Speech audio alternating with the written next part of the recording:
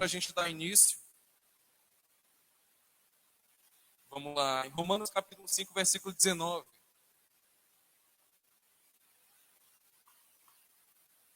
Que diz o seguinte: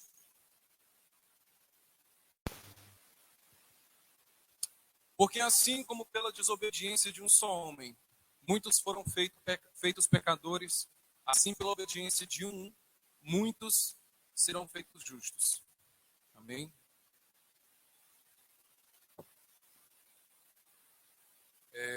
Um questionamento, quando a gente pensa nisso.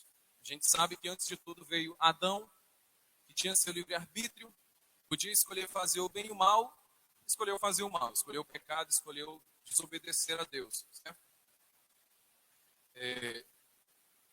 E um questionamento que às vezes a gente tem, ou as pessoas fazem para a gente, é o seguinte: cara, se Deus sabe de todas as coisas, se Ele é onisciente, se Ele sabia que Adão ia pecar, por que Ele simplesmente não tirou a árvore do meio do jardim? Né?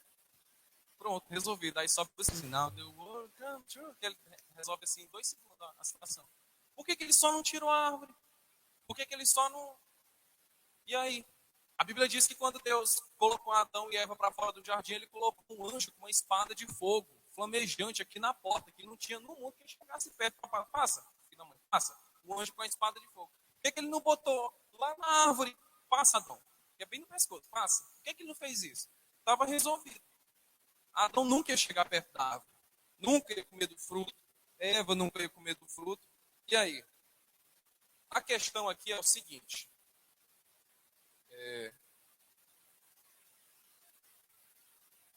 A questão aqui que eu quero levantar não é se, quando a Bíblia fala isso, ela está falando de forma literal. A mensagem a imagem, aliás, que a gente é ensinado quando é criança é uma árvorezinha com uma maçã. Ela pega a maçã. A gente sabe, em momento nenhum a Bíblia diz que era uma maçã, né? Mas o pessoal colocou essa imagem na cabeça. Mas enfim, a questão é, por que Deus simplesmente não tirou essa bendita árvore?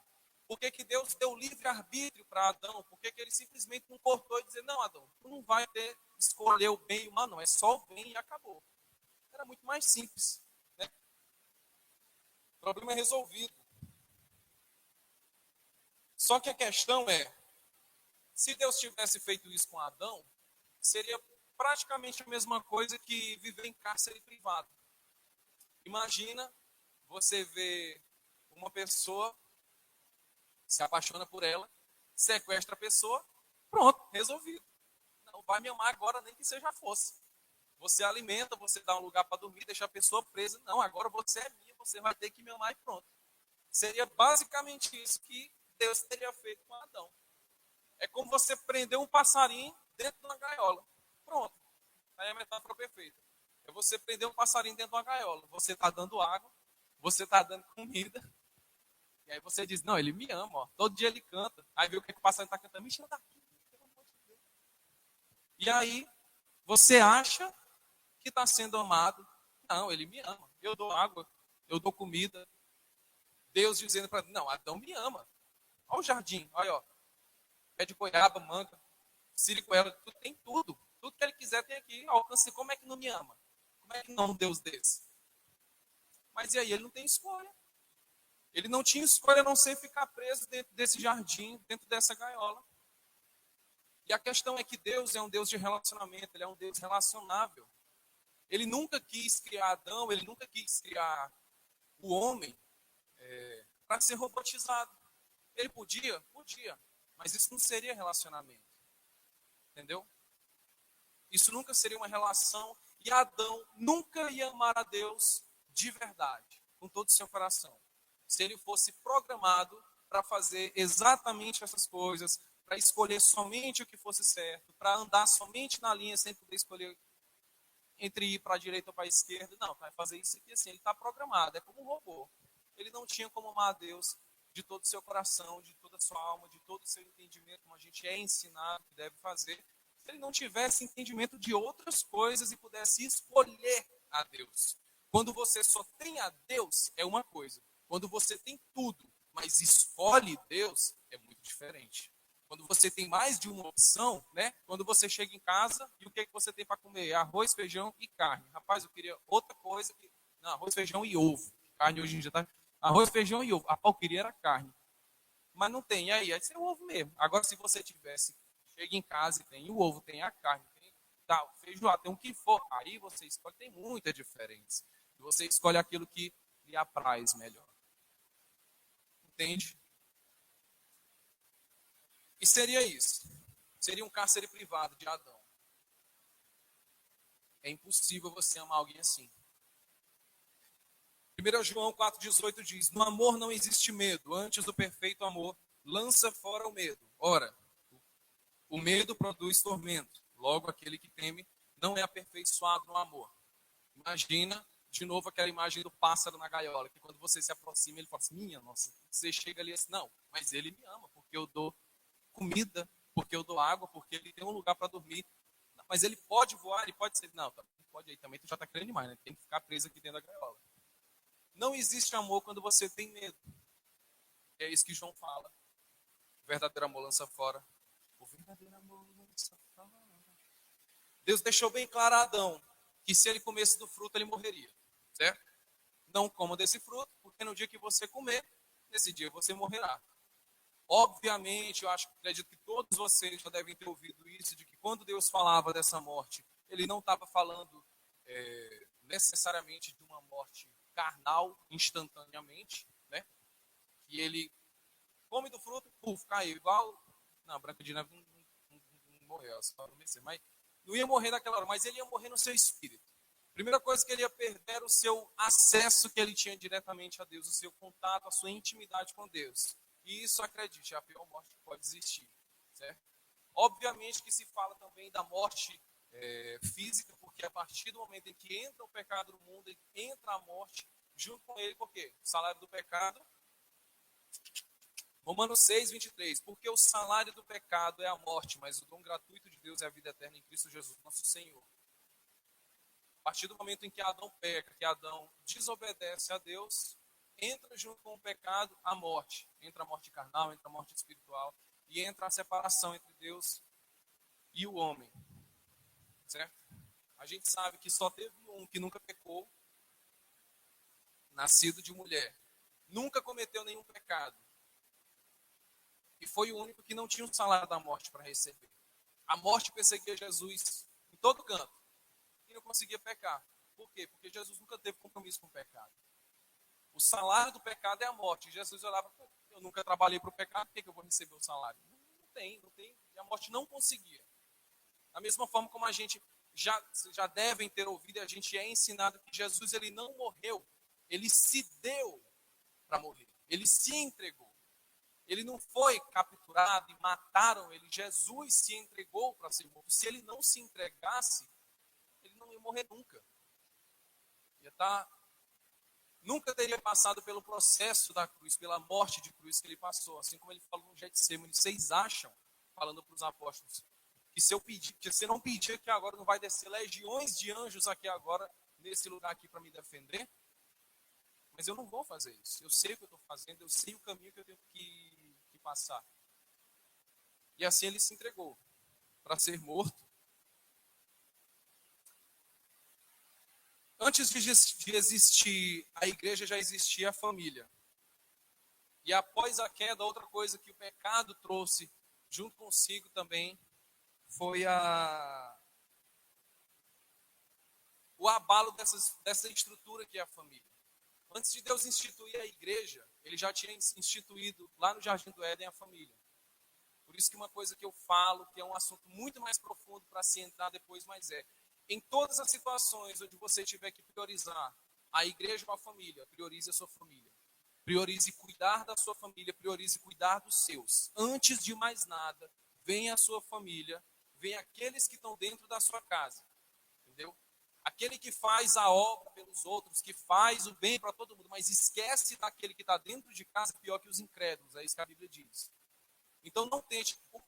O grande problema disso, gente, é que o pior lugar, o lugar mais difícil do mundo para você ser um cristão é dentro da sua casa. Você consegue ser cristão em todo lugar, na rua, no trabalho, na faculdade, você consegue. Entra na faculdade crente, sai crente, consegue. Agora, dentro da sua casa, para quem está ali vendo todo dia, para quem conhece todos os seus defeitos, Deus me livre. Assim como Jesus falou que não existe profeta senhor, senão na sua terra. Em todo lugar o povo amava Jesus, mas na cidade que ele nasceu, quando se falava de Jesus, não é o filho do José, o filho do marceneiro, e acaso pode vir alguma coisa boa de Nazaré? Era assim que o pessoal falava. 1 Timóteo capítulo 3, versículo 5 diz: pois se alguém não sabe governar a própria casa, como cuidará da igreja de Deus? Se você não consegue cuidar dos seus, se você não consegue orar pela sua família, e aí? Como é que você vai orar? Não, vamos orar pelo irmão fulano de tal, que eu nem conheço. Vamos, eita, vamos, ora, Deus abençoa, Deus alcança a vida. E aquele que está dentro da sua casa, às vezes está precisando de oração e você nem vai dormir de noite, ora por todo mundo, ora, abençoa do irmão da ponta daqui da igreja até a outra, ela lembra de todo mundo, mas não esquece de falar o nome do seu irmão, do seu pai, da sua mãe. Está dentro de casa, muitas vezes. Né? Antes de existir igreja, já existia família. E quando o pecado entra no mundo, a partir de Adão, a família se corrompe, a humanidade se corrompe, junto com o pecado entra a morte, a gente já conhece toda a história após isso. Acontece o primeiro assassinato, né? Irmão matando irmão, Caim, mata Abel e diz, Deus procura para ele, cadê teu irmão? Acaso eu sou babado do meu irmão agora? Eu sei lá onde é que está Abel. Obviamente Deus sabendo de tudo que já tinha acontecido. Mas tudo isso por quê? Por causa do pecado. Que junto consigo trouxe todos esses males, trouxe o abalo da primeira instituição que Deus criou, é mais importante. Após isso, Deus percebe que a humanidade ela toda está corrompida por causa do pecado. Na época de Noé, Deus olha para a humanidade e vê que todos os desejos dos homens, eles pendem sempre para o pecado. A partir do momento em que entra o pecado e o homem perde o seu livre-arbítrio, perde a sua capacidade de poder escolher entre o bem e o mal, ele sempre vai pender para escolher o mal por causa do pecado, é quando Deus percebe aquilo. E a Bíblia diz que tem algumas traduções que dizem que Deus se arrependeu, né? Meu Deus, mas Deus não é homem para que minta, nem filho do homem para que se arrependa. E a Bíblia está dizendo que Deus se arrependeu de ter criado o homem. Isso, infelizmente, é mais uma das confusões de tradução fraca que a gente tem da Bíblia. Infelizmente, a gente tem muitas traduções que, quando a Bíblia ela foi traduzida, ela tem traduções que elas são ao pé da letra. Elas são perfeitamente igual, está no grego e está no hebraico. Só que com o passar do tempo, eles foram fazendo a versão Almeida atualizada, nova versão na linguagem de hoje. Nova versão, eles foram enxugando. Para quê? Tem um lado bom? Tem um lado bom. Porque uma pessoa que ela entra na igreja hoje, que ela se converte hoje, que ela começa a ouvir falar de Cristo hoje, e ele vai lá comprar sua Bíbliazinha e compra uma King James, ele vai ficar doido. Ele não vai entender 20% do que ele está lendo, porque aquelas explicar-vos eles, leilo eles, e essa linguagem difícil, e tantas palavras difíceis que são utilizadas. Então, o lado bom de você ter uma versão atualizada tá, nos dias de hoje é porque a pessoa ela lê e ela entende com um pouco mais de clareza. Só que essas traduções são um pouco mais fracas. E tem muita tradução igual quando se fala de não fareis tatuagens. Está escrito aqui que não pode fazer tatuagem. Está escrito com todas as letras. Só que quando você vai buscar o texto original, é outra coisa. Não vou entrar nesse assunto aqui agora. Estou me perdendo aqui no foco. A questão que eu quero entrar é essa aqui. Quando Deus vê a humanidade, quando ele percebe que o homem só sabe escolher o mal, ele tem uma metanoia. Ele se entristece ali naquele momento. Não é que Deus se arrependeu de ter criado. Meu eu do céu, o que foi que eu fiz? Se eu soubesse que ia dar início aqui, eu não tinha criado o homem. Como é que, rapaz, se eu soubesse que Adão ia comer daquele fruto, eu não tinha criado. Da onde que Deus, você já imagina essa cena? Deus se arrependendo porque ele não sabia que ia acontecer aquilo ali, ser um criador do universo, onisciente, que sabe todas as coisas. ele se deparando com essa situação e dizendo assim, oh, rapaz, se eu soubesse eu não tinha feito. Sabia que Jesus me avisou, eu fui lá e fiz. Não existe. Essa imagem não existe.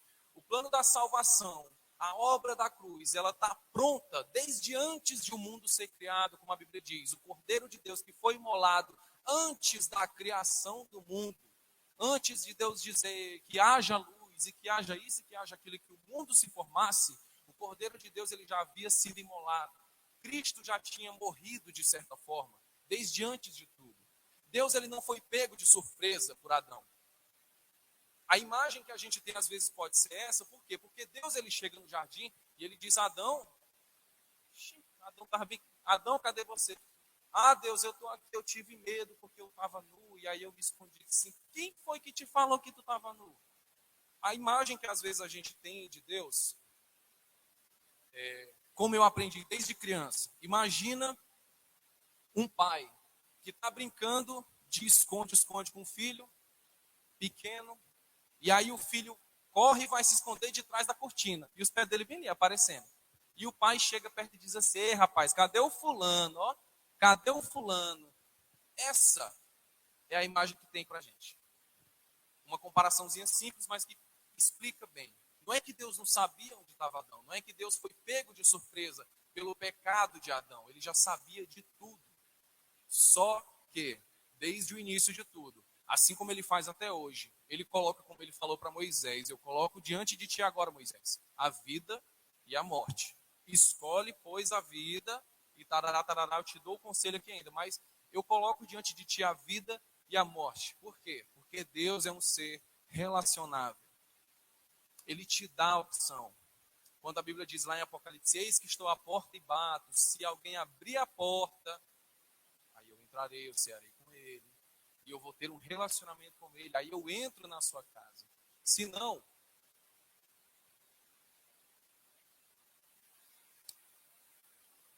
após isso, após a queda, olha, Deus alcança Noé e toda a sua família. Por quê? Porque a graça de Deus, ela alcança toda a família. Ela alcança um, mas ela chega e alcança todos. Assim, como diz em Gênesis capítulo 7, versículo 1, disse o Senhor a Noé, entra na arca, tu e toda a tua casa, porque reconheço que tem sido justo diante de mim no meio dessa geração. Tem uma tradução que diz assim, porque você foi o único justo que eu encontrei nessa geração. E quando ele fala, você foi o único, ele não diz assim, não, porque você e a sua família foram os únicos, não. Ele diz, Noé, você foi o único. Era como Jó. Jó, que viveu lá nos primórdios, de antes do Gênesis, de toda a historinha lá, onde a gente conhece de Moisés e de Abraão, existiu Jó. E a história de Jó, que foi escrita por Moisés, o que ela diz? Que Jó oferecia sacrifícios em prol de toda a sua família, de todos os seus filhos. Porque ele já reconhecia isso, ele já reconhecia essa necessidade. Ele oferecia os sacrifícios como expiação pelos pecados dele e dos seus filhos e de toda a sua família. Olha que exemplo. E assim foi com Noé, por causa de um, toda a família foi justificada. Da mesma forma, por causa de Cristo, por causa da obra de Cristo, todos nós somos justificados hoje. Outro exemplo que a gente tem disso é a passagem de Paulo, quando ele fala em Atos para o carcereiro. Crê no Senhor Jesus e será salvo tu e tua galera. O carcereiro ficou com medo, meu Deus, e o que eu faço, Paulo, para conseguir a salvação? Crê no Senhor Jesus. Só isso. Será salvo tu e a tua casa. Por quê? Porque a graça de Deus ela é suficiente. Ela alcança toda a tua família, ela alcança os seus também. Por quê? Porque, voltando para o que eu falei, a primeira instituição que Deus criou foi a família. E Ele valoriza isso demais. Beleza. Aconteceu a queda, aconteceu o dilúvio, aconteceu esse limpa que Deus fez ali na terra naquele momento. E o que muda no nosso relacionamento com Deus após a queda? Após o pecado de Adão, o que muda? Depois do pecado, o homem ele perde o seu acesso direto a Deus e ele começa a precisar de um mediador. Ele não tem mais livre acesso a Deus, ele começa a precisar de um mediador para ser essa ponte entre ele e Deus, e começa a precisar de sacrifícios, ele começa a precisar se justificar para Deus. Quando o homem comete um pecado, no Antigo Testamento, ele precisa chegar a Deus e pedir perdão. E para isso ele precisava o quê? Oferecer um sacrifício de acordo com o seu pecado. Seja um pássaro, seja um bode, seja um boi, dependendo do pecado que ele tivesse cometido. O homem precisava eu perdi a palavra aqui agora, se redimir de alguma forma. E para isso, o que ele fazia? Oferecia um sacrifício. Quem é que oferecia esse sacrifício? O sacerdote. O que o sacerdote era? O mediador entre o homem e Deus. Ele não podia chegar lá, passar a faca no boi e matar. Não, ele precisava do sacerdote. O sacerdote era o mediador naquele tempo. Já em Abraão, caminhando um pouco mais para frente na história, Deus ele já começa a revelar o plano de salvação que ele tinha para toda a humanidade. A partir de Abraão, ele já começa a manifestar o plano da salvação e começa a deixar claro o que ele tinha para fazer a partir dali. Em Gênesis 12, versículo 3, ele diz: abençoarei os que te abençoarem, amaldiçoarei os que te amaldiçoarem. Em ti serão benditas todas as famílias da terra. Por causa de Abraão. Por causa da fé de Abraão. Que ele creu e lhe foi acreditado como justiça. Aquele que foi chamado amigo de Deus na Bíblia. Por causa dele, da fé que ele teve na promessa de Deus. Viria um na sua linhagem mais na frente, que por causa desse, todas as famílias da terra seriam benditas, e obviamente a gente está falando de Jesus. Após isso, a gente vê Abraão, Isaac e Jacó, as promessas que Deus faz a cada um deles, a vida que eles tiveram com Deus individualmente. Depois de Jacó, vieram os 12 patriarcas, a divisão das 12 tribos de Israel. Depois o povo veio para o Egito e foi humilhado e passou muito tempo ali sofrendo. Após isso, Deus escolhe Moisés e a partir de Moisés são estabelecidos os sacrifícios e a lei. A partir daquele momento, o homem tem uma lei a seguir, que ele já não tinha antes. Os pecados de antes, não, aqui é outra história. A partir de agora vocês têm uma lei que vocês precisam cumprir e obedecer. Agora me pergunte se alguém no mundo era capaz de cumprir todos os preceitos que tinham na lei. Porque a lei, os 10 mandamentos eram uma coisa, são os 10 mandamentos. A lei inteira que foi passada, desde os Levíticos e Deuteronômio, tudo era praticamente impossível que um homem em sã consciência conseguisse cumprir todos os elementos da lei. E esse é o problema da lei. Quando a lei vem, ela traz a condenação junto com ela. Porque ninguém era capaz de cumprir a lei naquele tempo e nem no tempo por vir. Ninguém nunca foi capaz de cumprir perfeitamente. E era isso que Paulo falava, quando Paulo disse que a lei ela já não serve mais para a gente. O que serve agora é a graça. Vocês não estão mais debaixo da lei, vocês estão debaixo da graça de Cristo. Vocês não estão debaixo da circuncisão, porque vocês já foram circuncidados no coração. É isso que vocês precisam entender. Porque vocês não vão conseguir cumprir a lei, e se vocês pecam em um dos mandamentos da lei, vocês denegriram a lei inteira. Não adianta você, digamos, pegar os 10 mandamentos, não, eu cumpri 9, mas teve um que eu falei, tchau, quebrou a lei do mesmo jeito. Amém? A partir de Moisés, Deus estabelece a lei e os sacrifícios. Lei essa que Cristo cumpriu. O único que tinha capacidade de fazer isso. Por quê? Por ser 100% homem, mas ao mesmo tempo ser 100% Deus. E só Deus para ser capaz de cumprir essa lei, todos os preceitos perfeitamente. E Cristo assim o fez. A lei e os sacrifícios. A lei que Cristo cumpriu e os sacrifícios que ele substituiu, se tornando o sacrifício único e suficiente para a nossa salvação. Na obra da salvação, Cristo vem, cumpre toda a lei, serve de sacrifício pelos nossos pecados, e a partir daí, quando ele serve de sacrifício, ele se torna então o nosso mediador, o único e suficiente. A partir daquele momento, o véu do templo se rasga e a gente tem livre acesso a chegar no Santo dos Santos. Porque Cristo agora cumpriu toda a lei, quando ele disse, está consumado, pronto. Em tuas mãos eu entrego meu espírito. Está aqui. Passou a caneta, passou a régua, cumpriu toda a lei, serviu de sacrifício. E a partir dali, a gente não precisa mais de um sacerdote. A gente não precisa mais chegar para um sacerdote, para um pastor, para um padre, para quem quer que seja, e dizer, ei, pede perdão a Deus por mim porque eu fiz tal coisa. Não, você tem livre acesso a fazer isso. Você pode entrar no seu quarto, fechar sua porta, e o Pai que ouve em secreto vai ouvir o que você tiver para dizer. Foi isso que Cristo fez. A gente não precisa mais de sacrifício. A gente não precisa mais de outra pessoa intercedendo. Aquele que intercede por nós é o Espírito Santo. Quando Cristo foi, ele disse, eu tenho que ir para que eu possa enviar para vocês o Consolador. Para que eu possa enviar para vocês aquele que vai ensinar sobre mim também, sobre a minha palavra. E assim, quando ele foi, a gente recebeu o batismo no Espírito Santo, lá em Pentecostes, com o Espírito Santo, habitando em cada um de nós. A gente tem a intercessão do próprio Espírito, como a Bíblia diz, que intercede por nós com gemidos inexprimíveis. Quando a gente chega para Deus em algum momento e diz assim, Deus, eu não sei nem o que eu falo. Quando dentro do seu coração você tem tanta coisa para falar naquele dia mau, você chega no fim do dia, mas você não consegue falar uma palavra, você diz assim, Deus, eu tenho, é muita coisa, mas eu não faço nem ideia de como é que eu te digo. Às vezes você só baixa a cabeça, às vezes você chora um pouco ou não, mas o Espírito que mora dentro de você, que vive dentro de você, é quem te leva a esse ímpeto, a essa vontade, a esse desejo de se abrir com Deus e de conversar com Deus. E é Ele quem intercede por você, única e exclusivamente, através de Cristo, através do seu Espírito. 1 Timóteo 2,5 diz, porquanto há um só Deus e um só mediador entre Deus e os homens, Cristo Jesus.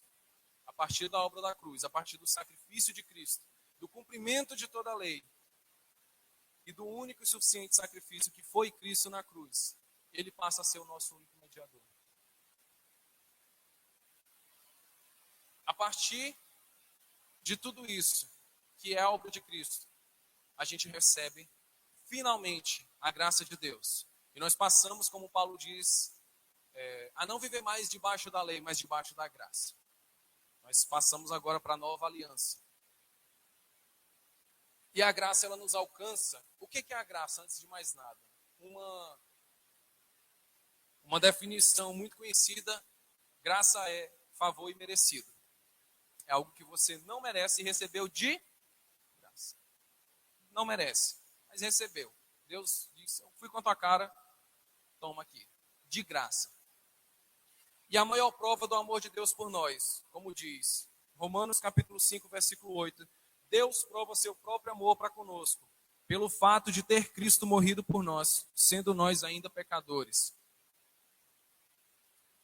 E em 1 Timóteo, Paulo vai dizer, a mim, que no outro tempo era blasfemo, perseguidor e insolente, mas obtive misericórdia, pois o fiz na ignorância, na incredulidade. Transbordou, porém, a graça de nosso Senhor com a fé e o amor que há em Cristo Jesus. Se Deus ele fosse esperar que nós nos consertássemos, eu acredito que eu já falei isso aqui e vou frisar mais uma vez. Se Deus fosse esperar que a gente se consertasse, que a gente abandonasse o pecado, que a gente, não, isso aqui já chega, rapaz, está na hora de eu mudar de vida. Aí começa a fazer as coisas certas, aí é que Deus, olha, agora eu posso ir lá e fazer algo. Não. Se ele fosse esperar isso para começar a operar a boa obra dele em nós, a gente nunca ia ser salvo. Eu acredito que você sabe disso. Eu já falei isso aqui demais e falo mais uma vez. Se dependesse das nossas obras, como Paulo disse, nós somos salvos pela fé em Cristo Jesus, não por obras para que ninguém se glorie. Por quê? Porque não tem como. Primeiro que ninguém ia conseguir. Pelas minhas obras eu ser salvo? Jamais. E se Deus fosse esperar a minha boa vontade de ter consciência de alguma coisa e dizer, não, rapaz, eu tô tá ruim aqui o negócio, deixa eu mudar de vida e começar a andar certo aqui agora, nunca ia acontecer. Porque por nós, e dependendo de nós, a gente nunca vai saber escolher o bem. E a graça é um dom de Deus. Nossa salvação não depende de nós, graças a Deus, mas de Deus. E nós não somos salvos pelas nossas obras. Martinho Lutero foi quem disse, Deus me livre de ter livre-arbítrio. Deus me livre. O peso era muito grande. Está aí Adão para não deixar mentir, né? Ele podia escolher entre o bem e o mal. O que ele fez? Escolheu o mal, mesmo assim. Efésios 2,8 diz o seguinte, porque pela graça sois salvos mediante a fé, e isso não vem de vós, é dom de Deus. Certo? A minha salvação,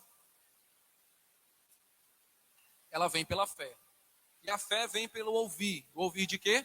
Da palavra. Ok. Então, se eu ouço a palavra, e se eu sou salvo, eu quero levantar um questionamento aqui para vocês. Se eu sou salvo, eu posso perder minha salvação? Será que eu posso perder minha salvação? Nesse ponto aqui,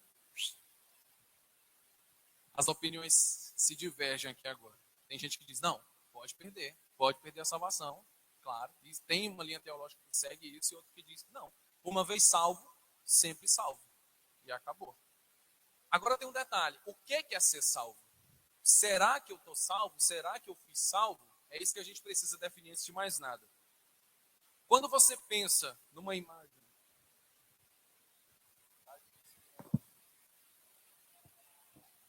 melhorou. Quando você pensa numa imagem de que, quem usa óculos sim entende.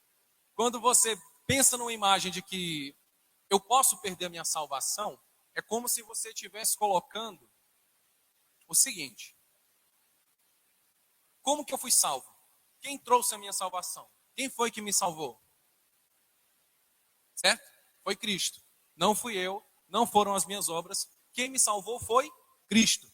Foi a obra de Cristo na cruz que me salvou. Não foram as minhas obras. Eu não fiz absolutamente nada para ser salvo. Você não fez absolutamente nada para merecer ser salvo. Certo? A gente sabe que nós somos pecadores, nós sempre pendemos para o pecado, nós sempre escolhemos o que é mal, mas Deus, na sua infinita misericórdia, Ele é quem nos alcança, é pela fé na sua obra, Ele nos alcança, a sua graça nos alcança, a sua graça imerecida nos alcança, e assim a gente obtém a salvação. Através de quê? Da obra de Cristo, da morte de Cristo, do sacrifício de Cristo. É isso que me salva, não sou eu. Se dependesse de mim, eu estava perdido. Amém? Uma vez que você recebe a sua salvação, será que você pode perder? Um dia desse, eu usei a seguinte comparação. Às vezes as pessoas elas têm a impressão de que eu posso perder minha salvação se eu cometer um pecado. Pequei, perdi minha salvação. Me arrependi, estou salvo de novo. Ah, mas pequei de novo. Ah, perdi minha salvação, já não está salvo. Não, mas eu fui lá e pedi perdão. Agora eu estou salvo de novo. E a gente vive sempre nessa de dizer assim, não, agora o perigo é o seguinte, desse lado aqui eu pequei, pedi perdão, pronto, estou salvo de novo. Lá em cima fica só um anjo com o livro da vida assim, ó, pecou, apagou o nome, não, pediu perdão, escreveu meu nome de novo no livro da vida. Pecou de novo, olha rapaz, não pediu perdão, escreve de novo aí. Vai Gabriel, vai Gabriel. E aí a gente vive nisso. E todo pecado que você comete, você perde sua salvação. Pedir perdão, fui salvo de novo. Cristo vai precisar morrer quantas vezes para te salvar? Quantas vezes o sacrifício que é único e suficiente, como diz a Bíblia, vai precisar acontecer? Quer dizer que toda vez que você peca, Jesus precisa vir, descer, morrer na cruz de novo, ressuscitar no terceiro dia, para você ser salvo de novo. E Jesus, pequei, morre de novo aí. Morre de novo, você é salvo de novo. É isso que precisa acontecer? Aí você vive a sua vida todinha salvo, em santidade, servindo a Deus, fazendo a obra. Poucos segundos antes de Jesus voltar, você está caminhando, taca o dedo mindinho assim na quina da mesa. Tum! Aí você fala essa palavra bem mesmo que você pensou. Aí você fala, eita! Você fala, tá! Aí do nada Jesus volta. Todo mundo vai e você fica, meu Deus do céu. Por quê? Porque você não pequei. Eu falei um palavrão que perdi minha salvação. Rapaz, não. Os 45 do segundo tempo, vivi minha vida todinha em santidade, fazendo bem sem olhar a quem, mas perdi minha salvação porque eu cometi. Será que o meu pecado, olha essa, independente de qual seja o meu pecado, você sabe que não existe pecadinho nem pecadão, certo? É tudo pecado, é tudo farinha do mesmo saco.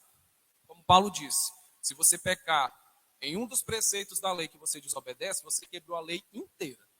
Então, tchau. Será que o meu pecado, ele é maior do que o sacrifício de Jesus? Independente do pecado que você cometa.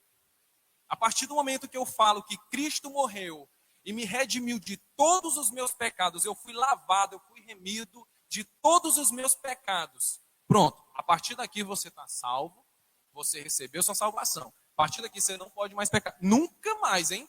Porque se você pecar, você perde a sua salvação a partir daquele momento. Por quê? Não, porque Jesus me salvou desses pecados aqui. Daqui para frente aqui é responsabilidade minha. Ele também já lavou a mão dele. Daqui para frente aqui agora eu não me responsabilizo se tu pecar é por tua conta em risco. Será que é isso que acontece? Será que o pecado que eu cometo é maior do que o sacrifício de Cristo? Que me faz perder minha salvação, que nem fui eu quem garanti, nem fui eu quem consegui. Quem me deu a minha salvação de graça, como a Bíblia diz, foi Cristo. Eu fui salvo de graça, eu não merecia. A graça é favor imerecido. E eu fui salvo, eu recebi minha salvação. E por causa de um pecado, por causa de uma topada na quina da mesa, eu perdi. Isso aqui foi maior do que o sacrifício de Cristo na cruz. O meu pecado. Faz sentido? Não faz. Então, eu fico com o meu posicionamento de calvinista, de que uma vez salvo, sempre salvo. Agora, tem um detalhe muito importante, que eu falei em uma das outras vezes que eu ministrei aqui. Isso leva a gente para um caminho muito perigoso. Então se eu fui salvo, eu posso fazer o que eu quiser, né? Já que o meu pecado não é maior do que o sacrifício de Cristo, do que a obra de Cristo, e eu não posso perder minha salvação, se eu já fui salvo e aceitei Jesus, recebi como Senhor e Salvador e tal, eu posso fazer o que eu quiser, certo? Errado. Por quê? Porque se eu faço o que eu quiser, eu não fui salvo. Eu não fui alcançado pela obra de Cristo. A Bíblia, ela vai dizer lá em 1 João, capítulo 3, versículo 6. Todo aquele que permanece nele não vive pecando. Todo aquele que vive pecando não o viu, nem o conheceu. Se eu tenho essa falsa impressão de que eu fui salvo e eu posso fazer o que der na telha já que eu já fui salvo, não, então você entendeu tudo errado. Uma vez que você é salvo, como Paulo disse, você deixa de ser escravo da lei, mas você passa a ser escravo de Cristo, do Espírito. A partir daquele momento você não vive mais na carne, você não anda mais na carne, mas você anda no Espírito. E todo aquele que anda no Espírito é guiado pelo Espírito. E se é o Espírito que te guia, pode ter certeza que ele não vai te guiar para o pecado. Calvino disse uma frase muito interessante: tudo que você vê de bom em mim é Cristo, e tudo de mal sou eu mesmo. Se em algum momento da nossa vida, do nosso dia, nós temos a capacidade, por menor que seja, de escolher entre fazer algo bem ou algo mal, se eu tenho erro diante de mim, como Deus falou para Caim, o pecado está na tua porta. Agora está nas tuas mãos se tu vai abrir a porta, se tu vai abraçar o pecado ou não. Você tem essa opção, você tem essa escolha, certo? A partir do momento em que eu recuso fazer algo errado, essa é a obra do Espírito na minha vida. Não é por mim, não é pela minha força, não é pela minha capacidade, é pelo Espírito que habita em mim. Qualquer coisa que seja, por menor que seja, que você consiga fazer de bom na sua vida, não foi você. Foi o Espírito Santo que habita dentro de você e que te induziu a isso e que te capacitou a isso. Porque, mais uma vez, se depender de nós, nós nada somos e nós nada vamos conseguir fazer. Eu sou, acho que, uma das pessoas que vocês vão conhecer que mais bate em cima dessa tecla, que mais briga com relação a isso. Tudo que você ouvir, em qualquer ministração, em qualquer mensagem, em qualquer, por mais emocionante e bonita que seja, com musiquinha de fundo e o que tiver, que ela elogie você, pelo menos assim, dizendo que o seu cabelo é bonito, quero não. Eu sei quem eu sou. Assim como Paulo falou, miserável homem que sou. Eu sou dos pecadores o pior. E quem disse isso, não fui eu que sou, de fato. Foi Paulo, o maior apóstolo que já pisou na face da terra. Ele chegou e disse assim, eu sou dos pecadores, eu sou o pior. Como eu já falei aqui antes, não é porque ele estava com falsa modéstia, mas é porque ele tinha total convicção de quem ele era e de quem Cristo era. E quando ele se posicionava em frente a Cristo, ele via o tanto que ele era miserável, o tanto que ele não valia nada. E como eu li para vocês aqui agora há pouco, quando ele escreveu para Timóteo: a mim que no outro tempo era blasfemo, perseguidor e insolente, mas obtive misericórdia. Então, se Paulo, que era perseguidor da igreja, que prendia os cristãos, que saía arrastando pelo braço e levava para a cadeia, só porque era crente, se ele foi alcançado pela graça, quanto mais nós.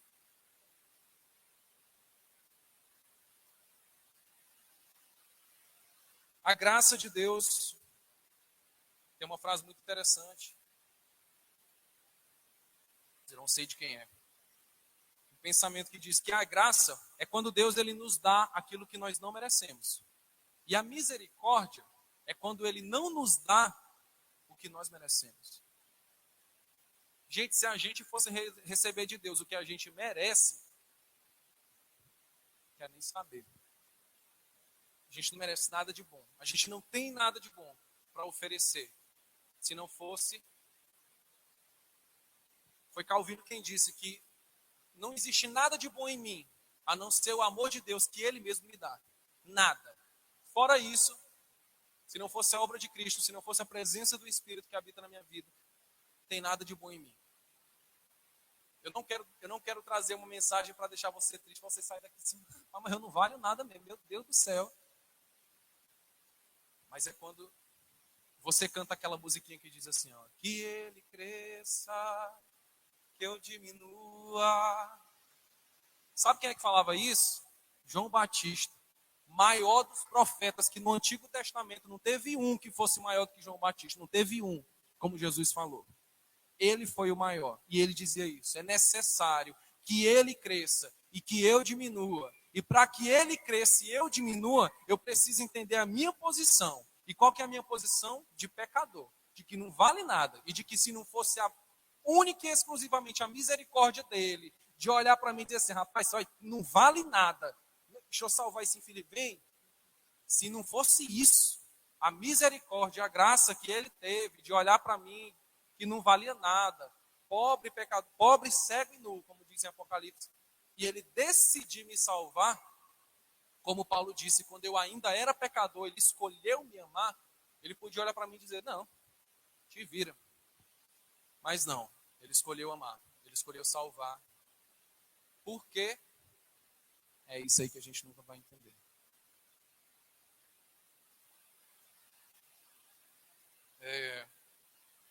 Para a gente concluir, passei das 8. Para a gente concluir, uma vez eu ouvi uma menina dizer que ela era evangélica, ela disse assim, não, mas eu sou uma evangélica moderna. Eu tenho até medo, eu nem perguntei o que significava isso. Eu sei que essa mesma pessoa, uma vez, ela disse que os pais dela acharam uns papelzinhos de seda no meio das coisas dela. E a seda que eu estou falando não é aquela do desenho, caderno de desenho para você cobrir assim e desenhar, não. É seda de embolar, fazer cigarro de maconha. Se isso é ser um evangélico moderno, eu prefiro ser bem tradicional, bem ortodoxo, bem padrão. Porque eu acredito que não existe uma modernidade que a gente pode incluir. Assim como o próprio Cristo falou, aquele que acrescentar um tio, uma vírgula que seja nessa palavra, bem que assim, meu amigo, vai ter que arcar com as consequências. A palavra de Deus, ela é viva, ela é eficaz, ela é a mesma antes, hoje e ela vai ser eternamente. A palavra dele. Nada do que está aqui deve ser acrescentado, nada que está aqui deve ser tirado. E eu espero que você tenha esse entendimento. Todo mundo que está aqui é jovem, eu tenho 27 anos, eu não sei quem é mais velho, mais jovem do que eu, mas todo mundo aqui é jovem, tem uma vida toda pela frente ainda. Vocês que são mais novos, meninos ainda, que têm um pouco mais de vivência ainda pela frente. Eu queria muito, gente, que muita coisa que eu sei hoje, que eu ouço, que eu estudo, que eu aprendo hoje, eu queria ter aprendido quando eu tinha meus 16, 17 anos. Isso teria me poupado muita coisa, muita coisa. Isso teria me poupado de quebrar a cara, por motivos fúteis. Isso teria me poupado de perder meu tempo dando ouvido para quem não sabia, em cima do altar, que não sabia nem o que estava falando ali. Eu estava aqui, igual um cachorro na frente daquelas que eu estava assando frango, ouvindo. Não, realmente, é verdade, é verdade. Tudo mentira. Eu não sei se eu já falei para vocês aqui. Uma vez eu ouvi um pastor dizendo que o único pecado de Jesus foi quando ele chegou no templo e expulsou o povo, e tacou chicote, e ele brigou com o povo e se irou e tal. E aí falou assim, esse foi o único pecado. Isso um pastor da igreja falando isso. Eu era criança e eu fiquei escandalizado no tempo. Falei assim, Jesus pecou. Imagine hoje, você ouvir um negócio desse hoje, entendeu? E assim a gente tem, olha o absurdo, olha o absurdo que o cara foi capaz de falar, pregando no culto, em cima do altar. E assim a gente tem inúmeros que são pregados hoje, que às vezes você ouve e diz assim, rapaz, é verdade, ó, só porque a música no fundo tá aquela coisinha bonita e a mensagem está parecendo muito bonita, mas no fim das contas não é. Assim como música que você ouve, eu não estou nem falando de música que não seja cristã, estou falando de música cristã. Como uma frase que eu vi esses dias que diz o seguinte, não interessa se a música é bonita, ela precisa ser bíblica. Se não for, se ela não tiver isso aqui como base, se a mensagem que vocês ouvem num culto, numa ministração, numa célula, onde quer que seja, se ela não for bíblica, se ela não tiver base, se ela estiver se desviando um pouquinho que seja disso aqui, gente, pula fora. Tchau, meu amigo. Eu disse, não, eu quero saber não. Não, moço, mas presta atenção. Não quer saber não, meu amigo. Se não tiver bem que assim, eu sou desse jeito. Sou chato. Mas eu prefiro ficar com isso aqui do que com qualquer outra coisa. Da mesma forma, eu não vou longe não. Essa semana eu ouvi uma pessoa falando o seguinte. Um amigo meu perguntou, a gente estava entre amigos e tal, e um amigo meu perguntou algo assim. Mas Paulo, ele perguntou assim para mim, mas tu acha que tal coisa pode, assim, assado? Ela disse, pode. Aí ele falou assim, mas Paulo disse que não pode. Ela falou assim, deixa ele falar para lá. Desse jeito. Diante de Deus, falando para vocês. Aí ele falou, deixa Paulo falar para lá. Meu amigo, se a pessoa rejeita a própria palavra, não quer saber não, eu prefiro ficar, eu acho que eu interpreto dessa forma. Tem coisas na Bíblia que você olha e que você diz de fato, como eu falei um exemplo de uma tradução que é diferente da outra, e que você vai olhar e vai a fundo, vai no texto e vai, não, peraí, isso aqui é diferente.